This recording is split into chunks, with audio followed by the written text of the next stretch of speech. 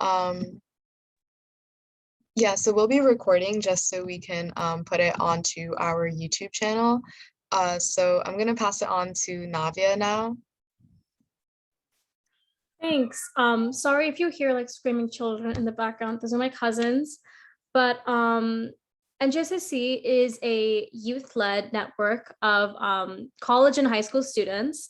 We have over 170 members from about 13 colleges and 60 different high schools. We have, all different levels of engagement and involvement. We have virtual events. We work on, our teams, and, we have our leadership team that is involved with multiple different aspects of the coalition. But basically, we are kind of a collaborative network. We share experiences, resources, and expertise, all aimed at building student power across the state and pushing forward sustainability initiatives. Statewide, we've worked on policy, and we've done political action that's both local and even has gained national recognition. Some of the policies that we've worked with, can reach that stage as well. While we are like New Jersey, we do, we advocate for every type of initiative. One of the first things we do is resource building. And the best part of, a student network is that we share opportunities that are for students. It's often hard when you're looking at people who are, in the working environment, like they're in a little bit more of an advanced part of their lives. And then it becomes hard for students to get involved because we kind of feel we're kind of told we don't fit in, we don't have the experience, but working with other students allows us to, share off of each other's expertise and resources. Some of the ways that we do this is we have, skills trainings, weekly skills trainings that are run by our training coordinator and a couple of other members in the coalition. There's a whole list of things we offer, whether it's like campaign planning, event planning, even time management. So there's tons of different skills you can learn that way. We have educational webinars and workshops hosted by our members and our teams. You might have heard of our student reps program over the summer. And then we have constant communication in our Slack network, which if you haven't joined already, if you get involved with the interest form that we'll put the link in the bottom. If you fill out that interest form, you'll receive a link to join the Slack network.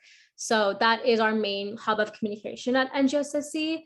So I suggest everyone join that. The next thing is political action. Like I mentioned before, we work on a lot of campaigns and policies, and we'll discuss some of the state legislative action that our teams and campaigns are working on a little bit later in the program. And the final thing is, we host educational webinars with our partners. We have an extensive partner network, and we collaborate with them to, some of them are, other youth networks, some of them are, more advanced in the field. But together we help spread awareness of our work and drive action toward our goals. Then the last thing we're going to talk about is some ways to get involved, and then we'll get, into the teams. Our team leaders will give explanations and, give tons of opportunities and describe all the opportunities on their teams. The first thing to do, if you haven't already done this, is to fill out the interest form. I'm going to put this in I don't know if that's the correct link, because because my computer kind of glitching. If someone can put in the exact link for the interest form, that would be great. But so once you add your email, once you fill out that form, you'll be added to our email list, and then we'll set up a one-on-one call with you to get you situated in the coalition, talk about the exact roles you want to take on, and some of the roles and some of the things you can take on are going to be discussed later when we talk about teams. Once again, we want you to join our Slack channel. You'll receive an invitation for our Slack channel, and it'll be discussed more in that one-on-one call. Other things include being added to our Google Calendar, our email list, our text list, all the different means of communication that we have. And then finally, joining one of our teams. We have a lot of different teams that you're going to hear about now. And they're just going to give a little bit of a presentation on the different ways you can get involved and what they're currently up to. So with that, I'm going to pass it on to whoever is speaking first. Thank you, Navia. So my name is Margaret Barai. I'm the Green Amendment co-founder and co-coordinator. Well, the Green Amendment campaign co-founder, co-coordinator. I'm not taking full responsibility for creating the Green Amendment. And on that topic, what exactly is the Green Amendment?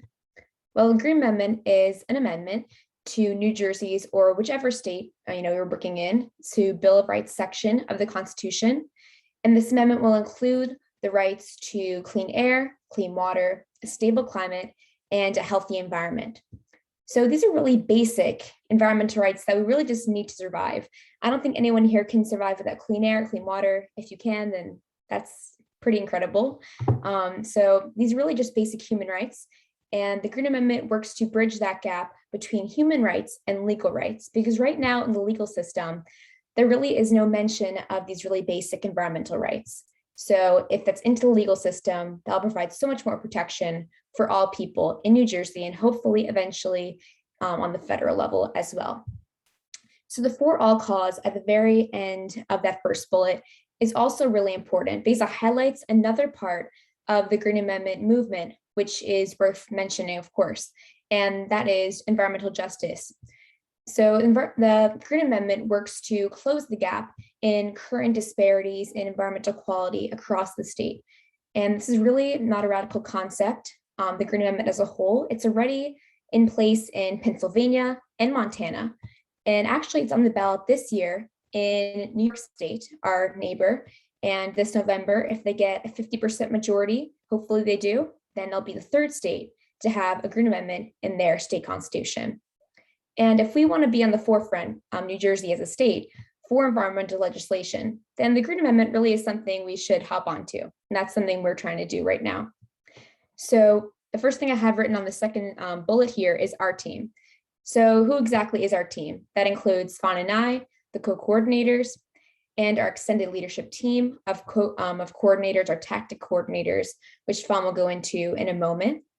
And our campaign representatives to other coalition teams that can include diversity and inclusion, publicity and communications, and all the other opportunities there are as well. And that actually is, I think right now we're looking for diversity and inclusion representatives. So if that's something you're interested in, intersection between the Green Amendment. As I said, there's many intersections already between the Green Amendment and environmental justice, and then also working in tandem with the coalition diversity and inclusion team. If that's something you're interested in, please reach out to Spawn and I on the Slack or by email. Next, we work with other organizations. We're not alone in this campaign and this movement. Other organizations we work with are mainly Green Amendments for the Generations, and they are the creators and the founders of the national movement of the Green Amendment movement.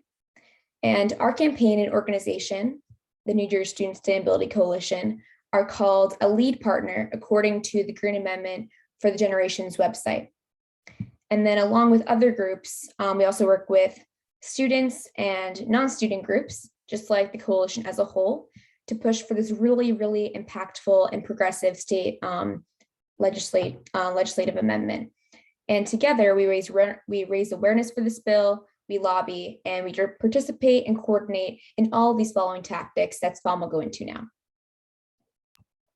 Thank you, Margaret. So I am, as Margaret mentioned, the other co-coordinator for this campaign. Thank you for the great introduction of the campaign and the legislation, Margaret. So to go more in depth into what our team actually does, and if you are interested in joining our team, what you will be involved in, we have 5 major tactics. So the first is lobbying.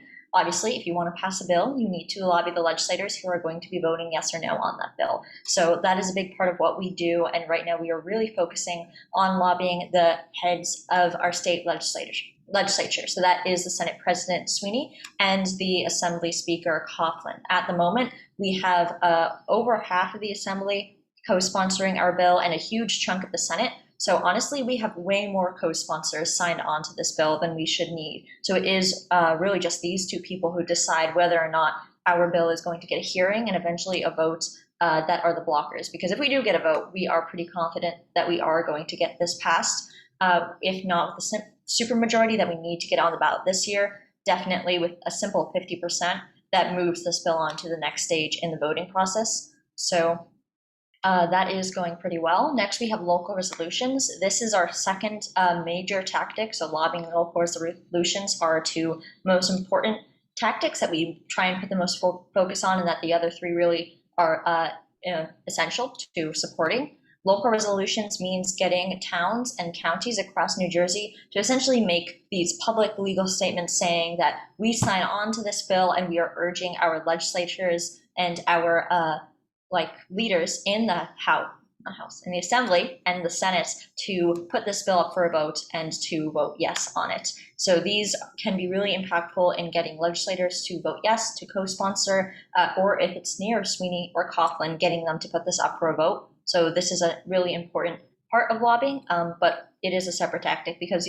we are lobbying different people. Next is outreach. This is incredibly important to growing our team. So our outreach coordinator, Saya, as Margaret mentioned, we do have team leads for each of these tactics. So we have a total of 6 people on our leadership team below Margaret and I. MSM Mainstream Media has 2 tactic coordinators at the moment.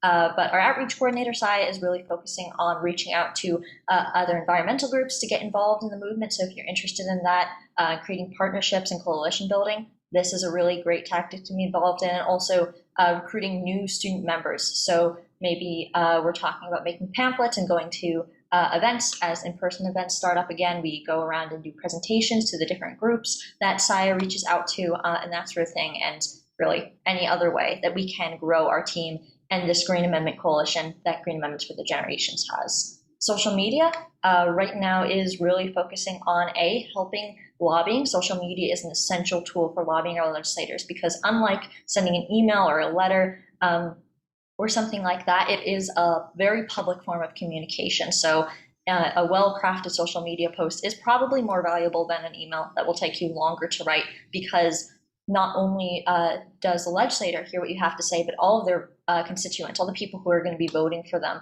this November also see that and start being concerned about that. So social media is an essential tool for lobbying and also for outreach and raising awareness and educating about the Green Amendment. Finally, mainstream media, we have 2 people on this because this is really a double-pronged approach at the moment. One of our leads is really focusing on the podcast, and I'll talk about that more in the moment when I get to the second bullet. And then our second lead is focusing on getting word of the Green Amendment published in the mainstream press. So that's what MSM, mainstream media, means. This means writing LTEs, op-eds, and talking to reporters, trying to get the Green Amendment into the local news and the state news as much as possible to get our legislators paying attention and also simply to call them out, say, why aren't you doing enough? Please do more on the Green Amendments in that, again, like social media, very public sphere that they pay attention to a lot, especially this close to election season. So as you can see, we have a very varied set of approaches, and no matter what you're involved in, really, we have a place for you in our campaign. So some of our current projects include starting a new podcast, which we are looking for a team for. We are looking for people to help with editing and writing and producing this podcast. So if you're interested in that, whether or not you have experience, that is a great new project to help us out on. As I mentioned before, we're working on lobbying Assembly Speaker Coughlin for a hearing. We're closest in the Assembly to getting that, but of course we are also focusing on the Senate and also doing outreach to new environmental groups like I mentioned. And that's just a few examples of things our different tactics are doing, and we're always open to new ideas. For instance, the podcast got started because one of our members said, hey, I have this idea, what do you think? And we have decided to create a new kind of mini team for that. So next slide, I guess. Thanks so much, Margaret and Swan. So the co-coordinators for the Autistic Activism team couldn't be here today. That would be Catherine and Eva. So I'll just give you a quick brief of the team.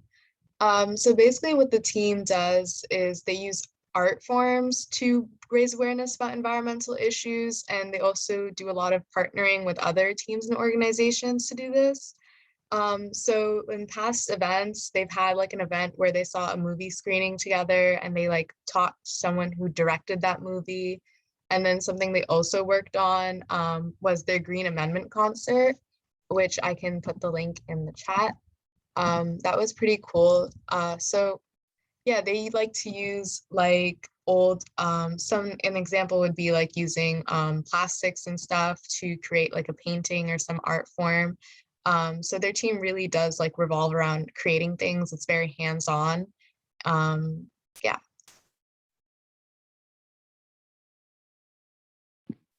What's up, everybody? My name's Ashvin, and yeah, I'm the coordinator of the plastics team. So the plastics team works to advocate and raise awareness about the harmfulness of plastic to the environment. And a lot of people, like when they think of like environmental pollution and things like that, the first thing that comes to their mind is plastic because it's so prevalent in today's world. And as you can see in like the picture, there's a lot of scenes like across the world where there's plastic just polluting the environment.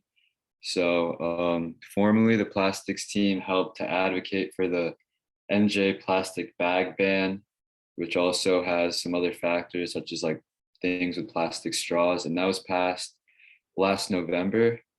And since that bill was passed, the team has sort of started brainstorming new ways to reuse plastic items and things like that. And personally, I'm not like a very like philosophizing, like I don't know how to say it. Like I'm not a very conceptually minded person, and I really like to do things hands-on and like a boots on the ground approach, one could say.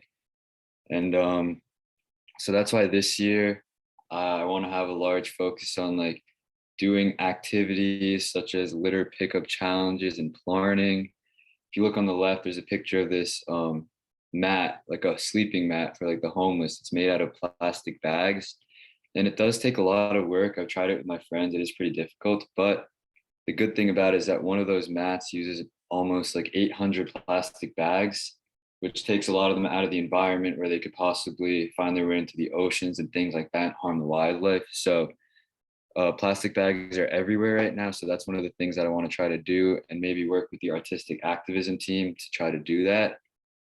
And so currently, I don't have the meeting for this month will be planned towards the end of the month. So if anybody wants to join the plastics team, now's a good time to do it, and you'll have a lot of fun because we're going to do a lot of things together. So thank you.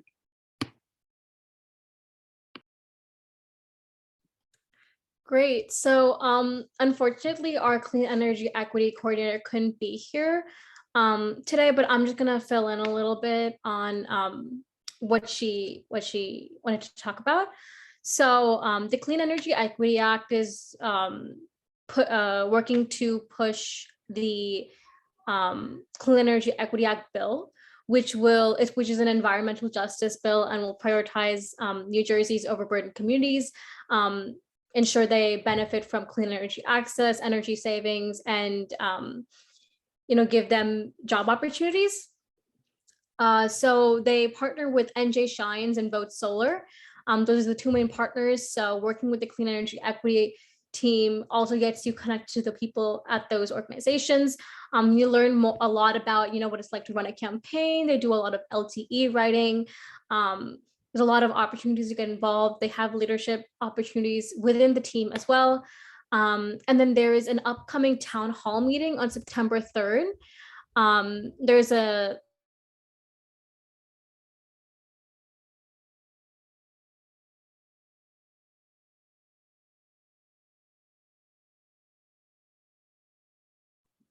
I think Navia was glitching. So I think the last thing she was going to talk about was the town hall meeting on September 23rd, which will be written about more in depth on a later slide reserved for upcoming events. So I think we can move on unless anyone wants to copy down the link for more information, which I can just paste in the chat actually. So. Awesome. So our next team is EcoBricks, and Amelia couldn't make it today, so I'm just going to briefly talk about what this project does. So you can see right here from these lovely pictures, right? It's really just making like furniture and different type of things out of plastic that's hard to recycle. So if you can see, like in this one bottle here is a close up, right? It kind of looks like chip wrappers and candy wrappers and those types of things that you have to throw away in the trash because they just can't really find like a good way to recycle it. So this way you make sturdy building materials. You can make a cool couch. I think that's kind of cool. I know a lot of people use it for like planting. So if you have like a community garden in your school, you can use it to create like the building structures for like a plant box. And you know, this team kind of works to get EcoBricks going at like different campuses across the state. So you'll do a lot of like outreach to different schools and telling them about the project and helping them decide on how they want to collect stuff and you know what they want to make and that type of thing.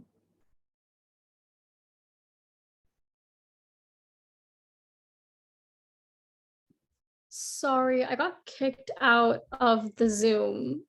But I like tend to have really bad connection issues. But our water coordinator also could not be here on the call, so I'll just be filling in again. So the water team is our newest campaign, and it's going to work on a lot of water related issues, you know, medical waste, shore pollution, like on beaches, gray water and the applications of gray water.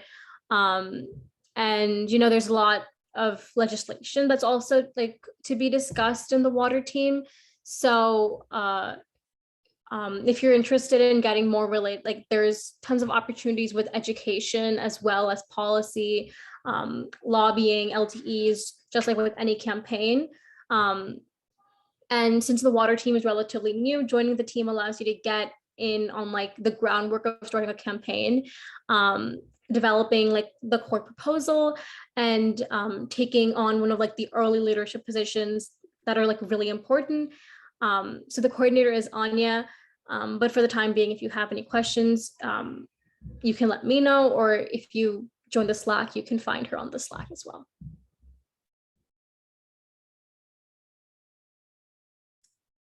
All right, hello again, everyone. My name is Fiona. I am the coordinator of our NJSSC policy team. Our job is to research the latest environmental policies on both the federal and state levels, but most importantly, we try and focus on New Jersey legislation. While the team approves new policies for NJSSC to support, oh, and by the way, if you hear any loud bangs, just for a second, Fairfield is known for setting off fireworks out of the blue. So I don't know if anyone can hear that, but just ignore that. It's not important. I'm fine. Where was I? So our team, we approve new policies for NJSSC to support, but we also try and look for and fight against harmful policies that could end up being bad for our environment. We don't have anything we are currently working on, so I invite all of you to come and join us and become helpful members for our group. I am sure all of you will do great. Thank you.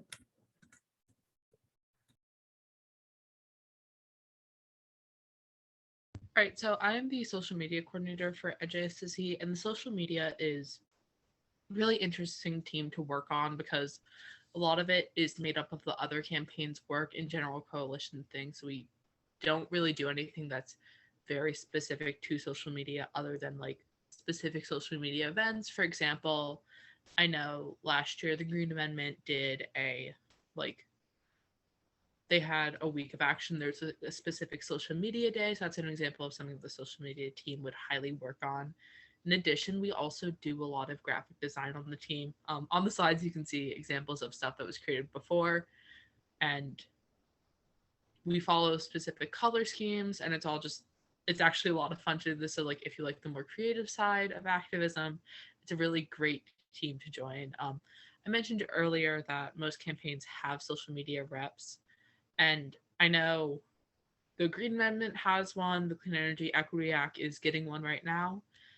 And so, yeah, and I'm also looking to rebuild the social media team because it's been fairly inactive. So if any of you guys are interested in joining it, I would highly suggest it. I wasn't really that into activism before I joined the social media team, but I'm now a coordinator, so you can kind of tell it really kind of made me more interested into it. I'm also planning an upcoming call for the social media team, just kind of get an intro call, lay out my plans for the year, and take suggestions or comments and see like what I can do better as a coordinator.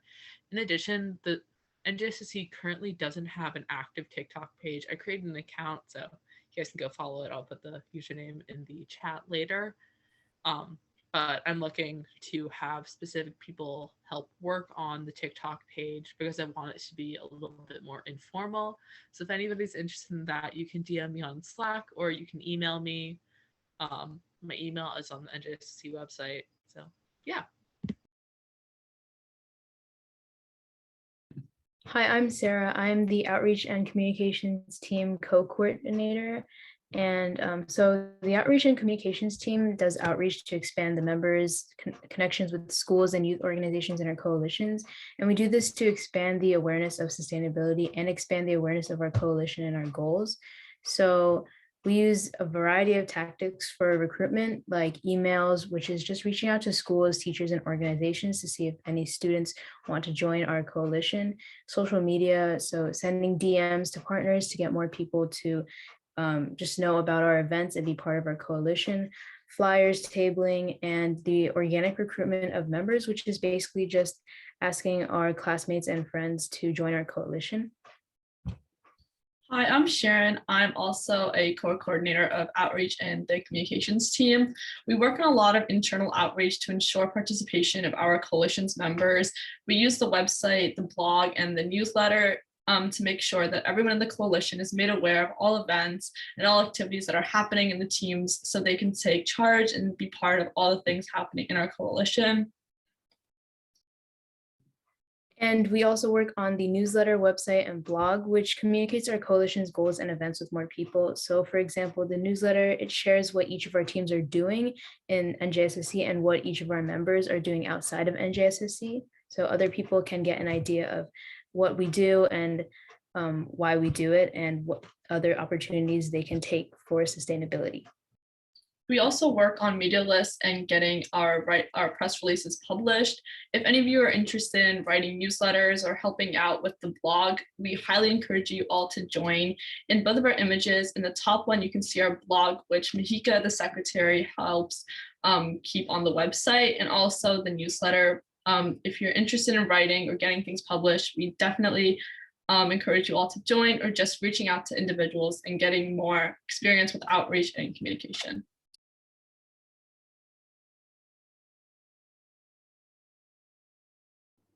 Awesome, thank you. So Alicia couldn't make it today as well, so I'll be talking about the diversity and inclusion team.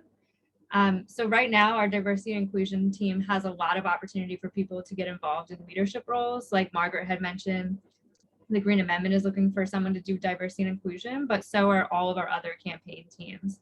So this is something we added this year so that we can kind of really highly value diversity and inclusion in our campaigns and projects, making sure that we have a lens on that type of justice, racial justice, and other types of justice like gender, disability, all kinds of things that we can look at when we're talking about our projects and campaigns. So really what you would be doing on this team is just helping address any intersectional issues that are involved with projects and campaigns. If you want a leadership role, you would really focus on whichever campaign or project you want to, be in that leadership role with. And there's also a lot of other opportunities for you to come up with ways to have deeper conversations about some of these injustices. We held a conversation about the murder of George Floyd when that happened in the summer, and anything that you can kind of bring to the coalition to bring more awareness to things that we're just not aware of is really important.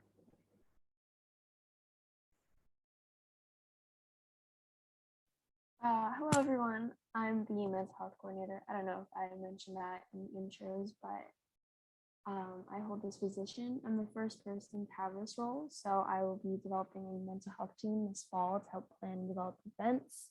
I will share more information about the team and its leadership opportunities by October, but until I create the team, I'll be planning and scheduling events myself. This team plans and coordinates events aimed to help NJSSC members combat burnout as students and eco-anxiety as activists. And there will also be events aimed to help bring awareness to mental health. And some event examples are workshops for student productivity, webinars for mental health awareness, event sessions, game nights. And there's an upcoming activity, which is a mental health session, which will take place during the upcoming General Coalition call. The event is being planned currently, so I don't have too much information to share about it.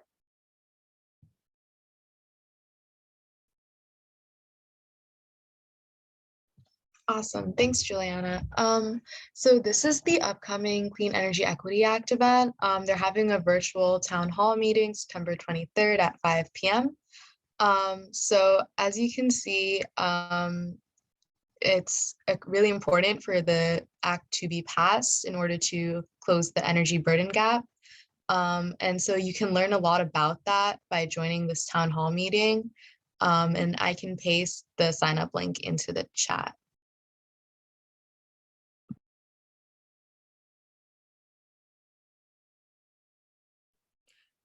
Cool. Thanks for attending, everyone. Here are just like a list of our like sign up forms, our websites, Instagram, everything. Joyce, who couldn't be here, is my like co-chair as well. She kind of handles the college side, I handle the high school side. And want to reiterate again, please, if you haven't already, fill out the sign up form so we can schedule an onboarding one-on-one meeting with you and get everything settled in. If you have any questions in the time being, you can reach out to me directly on my email. I'll just put that in the chat. And then if anyone else feels comfortable sharing that information, they can do that as well. Just remember to follow us on Instagram, Twitter. If you have Facebook, it's not very popular with people our age, but if you do, and then also we're on LinkedIn, so you can find us there.